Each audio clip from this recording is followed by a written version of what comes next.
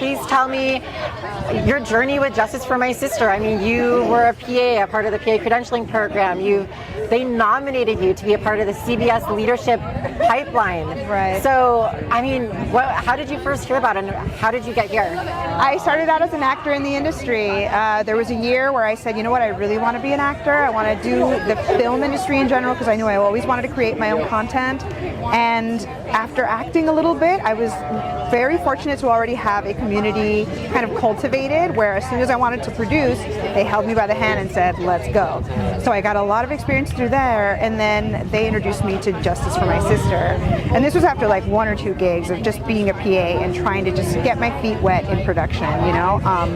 And as soon as I met JFMS, it completely changed my life. I mean, there's no other way to describe it, but as soon as I took the PA program, it just led me to one opportunity after the next, and I was able to just build on that until eventually I garnered enough hours that they nominated me for CBS Pipeline Challenge, and it was the most rewarding experience. I'm just completely humbled by how JFMS has just championed my work. I was also blessed to do the BIPOC Sci-Fi Writing Lab, which completely changed and transformed my work in general and how I perceive a lot of the things that I want to do throughout this career, you know. And yeah, it just made me a better artist, you know. It made me a better creative, and I think, I mean, this program and this organization is just so crucial for BIPOC folks because, I mean, just in meeting with so many people throughout these sessions and these courses, I'm within my own community. I'm seen, I'm honored, I'm validated, I'm encouraged, you know, whatever kind of idea or anything that I want to create, they're there to champion it and just uplift it and just see it come to fruition. And I'm just forever grateful, forever thankful for JFMS. I honestly wouldn't be where I am without them. So. And you have 2 projects in this festival. I do. Ochoch and Harbor. So yes. What was that pitching process to Irene? What was the chicken and the egg? The concept that you had and then executing it with their queer Latina Chicana vision.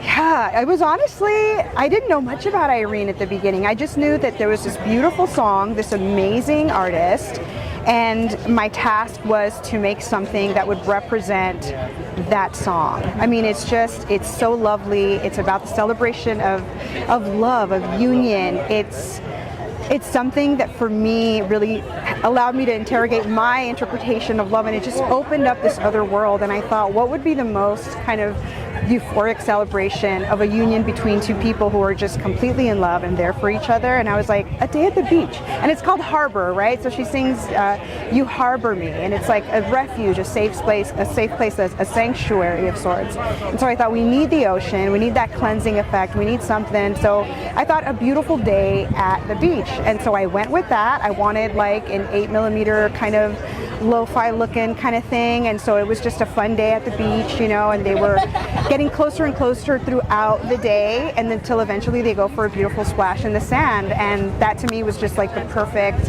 ending to a beautiful day. Maybe the date where you get to say, I think I love this person, you know, that's the effect I kind of wanted. And lastly, writing, directing, and acting in theater is immensely different than doing so for film. So what was that experience gaining the mentorship that you needed by Justice for My Sister and CBS? It was honestly invaluable. It was a crash course in filmmaking. It was a crash course in learning how to just kind of get your hands dirty and interrogate everything you thought you knew about about writing, right? About how to kind of create a narrative and build a world.